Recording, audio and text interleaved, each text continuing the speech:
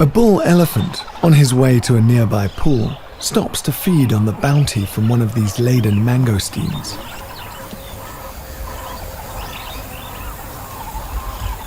These trees bear a delicious sweet and sour fruit, which, as they ripen, develop a distinctive odor that's irresistible to any creature that can reach high enough to pick them.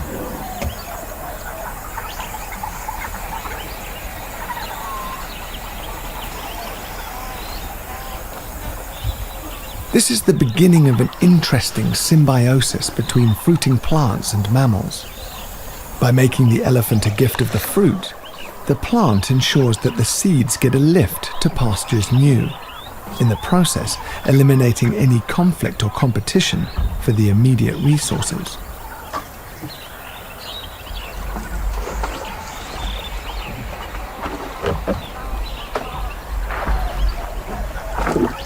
Elephants in particular have very poor digestive systems, but this is all the better for the fruit-giving plant whose seeds will emerge at the other end of the pachyderm, intact and with their own supply of natural fertilizer, an equitable trade by any standards.